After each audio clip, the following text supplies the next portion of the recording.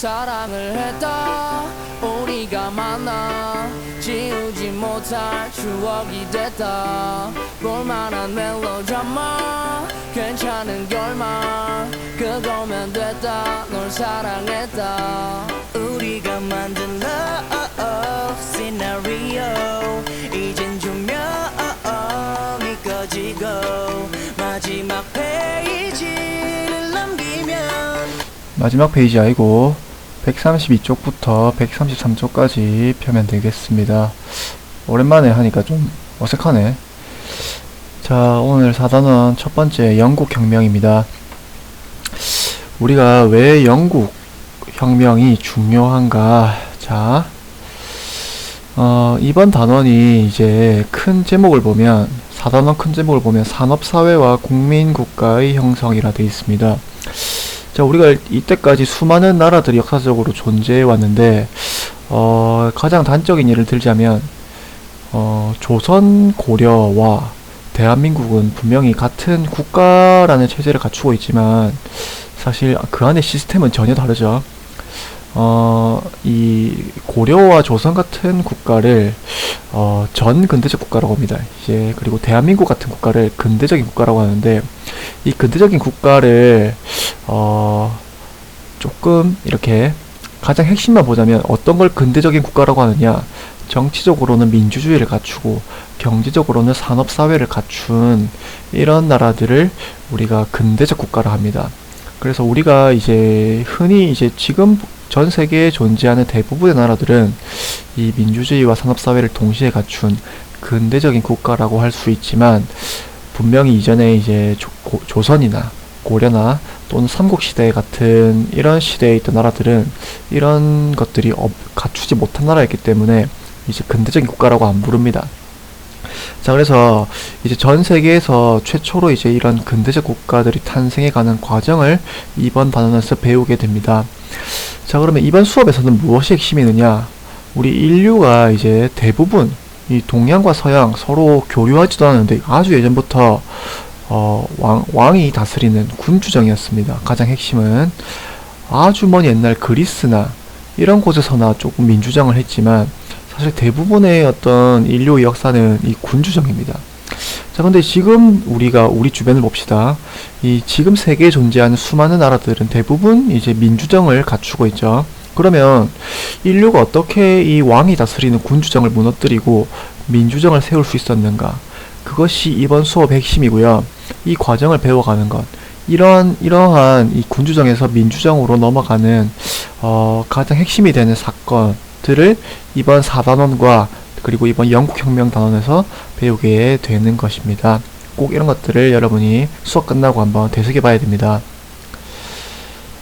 자, 그러면 우리 2학년 때 어디까지 배웠는지 세계사 하도 오랜만에 하니까 여러분 잘 기억이 안 나겠죠? 우리 유럽에서 이제 르네상스라 불리는 이탈리아에서 시작된 새로운 인간 중심의 문화가 탄생을 하게 되죠. 그러면서 이제 종교도 좀 비판적으로 바라보기 시작합니다. 이런 신 중심의 문화에서 벗어나서 인간 중심 문화로 오면서 이 종교가 그러면 과연 우리 사회에서 어떤 역할을 해야 되느냐라고 해서 이제 이 루터나 칼뱅 같은 사람들이 종교도 바뀌어야 된다. 새로운 이제 우리가 이미 이 구교는 낡았다. 너무 부패와 어떤 면죄부를 돈 받고 판다든지 그런 이 구교는 낡았다. 정말로 새롭게 신앙심을 갖춘 신교, 새롭게 우리가 태어나자라고 해서 이 구교와 신교의 대립이 이어지게 되죠. 종교개혁이 끝나고. 자, 그래서 유럽에 잠깐 지도를 보자면 이제 이 독일에서는 루터가 이끄는 이 신교가 널리 퍼져나가고 이 스위스에서는 칼뱅이 이끄는 이 청교도가 널리 퍼져나갑니다. 자, 그래서 이제 영국에 도착한 이 신교를 청교도라 부릅니다. 그래서 이런 신교는 이 상공업자들 위주로 주로 상업에 종사하는 사람들 위주로 이 청교도에 많이 종교를 바꾸게 되고요. 자, 근데 영국이란 나라는 우리 기억나는지 모르겠는데 헨리 8세라는 왕이 이혼을 하기 위해서 교황에게 내가 이혼을 하겠다라고 요청했다가 교황이 거절하죠. 그러니까 영국이 그럼 우리는 교황 밑에 안 따른다. 영국만의 영국 국효회를 탄생시키게 됩니다. 그래서 이 국왕은 왕족들은 국교회를 믿게 되고 일반 상공업자들은 청교도가 확산되어 가는 과정입니다. 자, 그리고 이제 절대왕정 시대가 들어서면서 이 엘리자베스 1세라 불리는 우리 영국의 절대왕정을 열었던 전성기를 열었죠. 이 사람이 이제 해가 지지 않는 나라 대영 제국을 이끌어가는 전세계 식민지를 건설하게 되는 그런 영국의 최고 전성기를 이끌었던 사람이 이 엘리자베스 1세입니다. 그래서 영국을 유럽의 강대국으로 발돋움하게 만들었습니다. 자, 근데 우리가 이제 절대왕정이라고 하면 보통 이제 왕의 힘이 절대적으로 강해지는 걸 의미하는데, 사실 프랑스 같은 나라는 정말로 절대왕정, 왕이 엄청나게 절대 권력을 가지고 있는데, 이 영국은 다른 유럽 국가들이랑 다르게, 이 대륙이랑 다르게 섬이죠. 여기는 의회를 그래도 존중하면서 의회와 어떤 논의를, 협의를 해가면서 정치를 해가는 것이 이 영국의 특징입니다. 그래서 영국은 절대왕정이라는 표현을 하지만 사실은 다른 나라들과는 다르게 이 의회를 존중해주면서 각 지역에서 올라온 이 대표들을 존중해주는 이런 전통을 가지고 있는데, 이제 엘리자베스 1세가 결혼을 하지 않고 죽으면서 이제 문제가 시작됩니다. 오늘의 수업이 시작됩니다. 자, 결혼하지 않고 죽었죠. 그러면 이제 왕이 없습니다. 결혼하지 않았으니까 후계자가 없습니다. 그래서 얘네들이 스코틀랜드에서 왕을 수입해옵니다. 제임스 1세라는 왕을 잉글랜드의 왕으로 모셔옵니다. 자, 여기서부터 이제 문제가 시작됩니다. 이 스코틀랜드의 왕이었던 제임스 1세가 잉글랜드의 전통을 전혀 이해하지 못합니다. 왜 잉글랜드는 아까 영국 국교회라고 했죠. 자, 근데 제임스 1세는 카톨릭 구교입니다. 구교. 그리고 아까 잉글랜드는 의회를 존중해야 된다고 했죠. 그런데 제임스 1세는 왕권 신수설, 왕권을 신으로부터 받았다. 그렇기 때문에 나는 모든 것을 내 마음대로 하겠다. 전제 정치를 실시하려는 전혀 잉글랜드의 문화와는 반대되는 왕이 들어온 겁니다. 그래서 이 의회에서는 이 제임스 1세를 일단 왕으로 모시긴 모시지만 뭔가 자꾸 충돌이 일어나겠죠. 자, 그러면서 이제 제임스 1세의 아들 찰스 1세가 들어오면서 찰스 1세 아버지랑 생각이 똑같습니다. 전혀 의회를 존중하지 않고 영국 국교회나 이 청교도, 영국의 청교도들을 전혀 존중하지 않습니다. 왜 카톨릭을 안 믿냐? 카톨릭을 믿어야 된다 라고 하면서, 자, 그러면서 이제 의회랑 전혀 논의 없이 마음대로 자기 필요할 때마다 세금을 부과합니다. 영국에서는 의회를 통해서 세금을 부과해야 되는데 그런 거를 이해 전혀 하려고 하지 않고 하려는 노력도 안 하는 거죠. 그러면서 청교도, 이제 카톨릭을 안 믿는 이 청교도들을 점차 박해를 하기 시작합니다. 이제 문제가 점점 갈등이 깊어지는 거죠. 자, 그러면서 이제 청교도 혁명이라는 것이 일어나게 되는데, 이러한 것들, 이 의회는 이 제임스 1세나 찰스 1세를 겪어오면서 정말로 어이가 없습니다. 이 잉글랜드 왕으로 왔으면 잉글랜드의 어떤 그래도 문화를 존중해 주려는 종교와 어떤 다른 정치 문화를 존중해 줘야 되는데 전혀 존중하지 않고 이렇게 막무가내로 밀어붙이는 이 찰스 1세에게 이제 찰스 1세가 점차 이제 무리한 전쟁을 계속 펼치다가 이기면 또 몰라 계속 집니다. 그러면서 전쟁을 해야 되니까 다시 세금을 부과하고 의회랑 이제 협의도 없이, 그래서 의회가 이제 참다 못해서 그럼 우리한테 세금을 부과하려면 이거를 들어라. 권리청원이라는 것을 제출합니다. 내용 잠깐 보겠습니다. 권리청원의 내용은 법률에 존중해라. 너 네 맘대로 하지 말고 구속하려면 법률에 의해라. 그 다음에 군인이 민간인의 집에 강제로 투숙하지 않는다. 그 다음에 의회의 동의 없이 과세하지 않는다. 핵심이겠죠, 이게.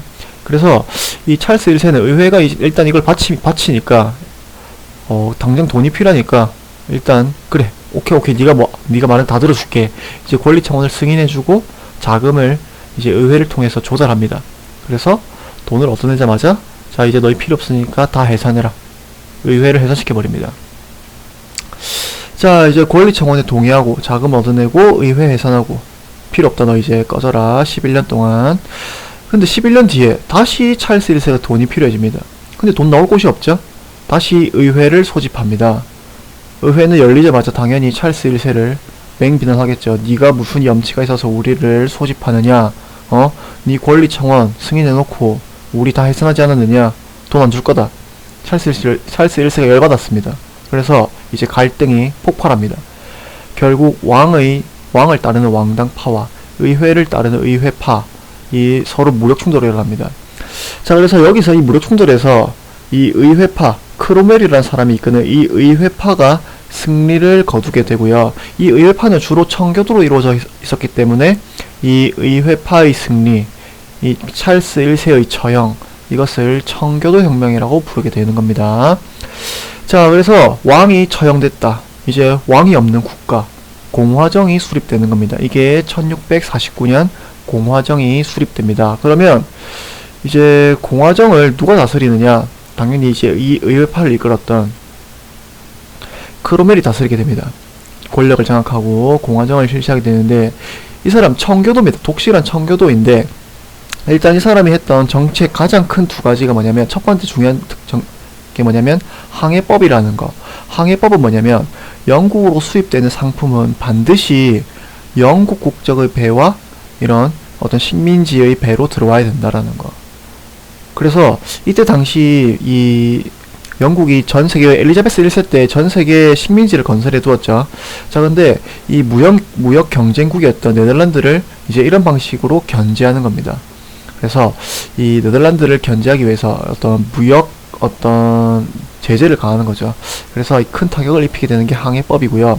자, 근데 이제 이 국민들의 큰 불만을 샀던 게, 크로멜은 독실한 청교도기 때문에, 청교도는 아까 우리 종교개혁으로 인해서 이 가톨릭이라는 옛날 구교가 너무나도 부정부패했다. 우리는 새롭게 깨끗한 종교가 되어야 된다라는 게 청교도죠. 그러다 보니까 끊임없이 기도하고 욕망을 자제해라, 금욕 생활을 강요합니다. 저 근데 이게 이제 국민들한테는 너무 답답한 거죠. 왜냐면 주말에 이제 술도 마시고 친구들이랑 놀고 노래도 부르고 즐겁게 축구도 하고 이래야 되는데 다 필요 없다. 오로지 하늘에 기도하고 속죄하고 또 용서를 구해라. 그러니까 이제 국민들이 도저히 이 크로멜 밑에서는 도저히 못 살겠는 겁니다. 자, 그래서 이제 차라리 옛날이 낫다. 왕이 지 맘대로 하더라도 그때는 그래도 우리가 막 술 먹고 왕 욕도 하고 이럴 수 있었는데, 이 크로멜 이거는 도저히 못 살겠다. 그래서 크로멜이 죽고 난 이후에 다시 왕정으로 복귀합니다. 잘 이해가 안 가겠지만 찰스 1세의 아들을 다시 모셔옵니다. 다시 왕이 되어주세요. 찰스 2세가 다시 즉위하고 이 짧은 공화정이 이제 끝나게 되죠. 다시 왕이 즉위합니다. 자, 찰스 2세가 이제 자기 아버지가 그렇게 죽는 거 봤죠. 이제 처음에는 조심조심 의회가 하는 말도 좀 들어주면서 이제 통치를 하다가, 사실 그런 이 가정교육이라는 게 무섭죠. 어릴 때부터 할아버지나 아버지가 이제 했던 그런 본색을 점점 드러내기 시작합니다. 의회가 했던 말을 조금씩 무시하고. 그러다가 이제 찰스 2세의 아들 제임스 2세가 올라오면서, 제임스 2세는 완전히 이제 자기 할아버지들처럼 가톨릭, 왜 청교도 믿느냐, 옛날 우리 구교 가톨릭을 믿어라. 그 다음에 의회 이거 뭐고, 의회 다 필요 없다, 내 맘대로 알겠다. 이렇게 하다가 또 의회가 또 이제 이건 안 되겠다, 노답이구나, 추방시켜버립니다. 넌 도저히 안 되겠다, 추방시켜버리고 이제 딸과 이제 사위를 다시 모셔와서 왕으로 추대합니다. 그러니까 이 딸과 사위를 모셔오면서 약속을 받아내는 거죠. 그게 권리장전이라는 겁니다. 그래서 사실 권리청원이나 권리장전 주요 내용은 비슷합니다. 내용 잠깐 보겠습니다. 내용 아까랑 비슷하죠. 의회의 동의, 의회를 정기적으로 소집하고, 그래서 의회 정치의 전통을 보장해달라. 그래서 이것을 이제 새롭게 들어오는 왕인 이 메리와 윌리엄 3세가 오케이 승인받습니다. 그래서 이 이후로부터는 이제 영국은 왕이 있다 하더라도 의회를 통해서, 자, 일단 이걸 명예혁명이라고 합니다. 왜냐면 이 추방하는 대신에, 아까는 청교도혁명은 엄청 전쟁을 펼쳤죠. 이거는 어떠한 피를 보지 않았다, 굉장히 명예롭게 우리의 뜻을 이뤄냈다라고 해서 명예혁명이라고 하고요. 이제 영국은 이 이후로부터는 왕이 있되 왕은 역할이 굉장히 제한적입니다. 이제 모든 것들은 의회를 통해서 이제 이루어지게 되는, 그래서 이것을 입헌 군주정이라 부릅니다. 헌법을 세워놓고 입헌, 헌법을 세워진 상태에서 왕이 다스린다고 해서 세계 최초로 이제 왕이 마음대로 하는 것이 아니라 왕도 법에 따라야 되는 이런 입헌 군주정이 확립되는 것이고요. 지금까지 영국은 왕이 있습니다. 입헌 군주정을 지금도 실시할 수 있는. 그래서 이제 예전에 우리가 동양과 서양 이제 황제가 다스리고 왕이 자기 마음대로 다스려 왔던 그런 것들이 서서히 이제 무너져 가면서 의회를 존중하고 각지에서 대표를 뽑아 올린 의회를 존중하는 이런 것들이 탄생해 나가면서 지금은 세계 어느 곳이든지 간에 이런 우리가 국회의원을 뽑고 그런 국회의원을 통해서 정치가 이루어지는 입헌군주정이 어느 나라에서든지 간에 다 시행되고 있습니다. 이게 영국이 최초로 실행했다라는 거. 자, 그러면 동시에 이제 이렇게 영국이 민주주의를 발전시켜 나가면서 피 터지게 싸우면서 하고 있을 때 동시대 조선에서는 무슨 일이 일어나고 있었느냐? 비슷한 일입니다. 영국에서도 찰스 1세 처형했죠. 마음대로 하다가.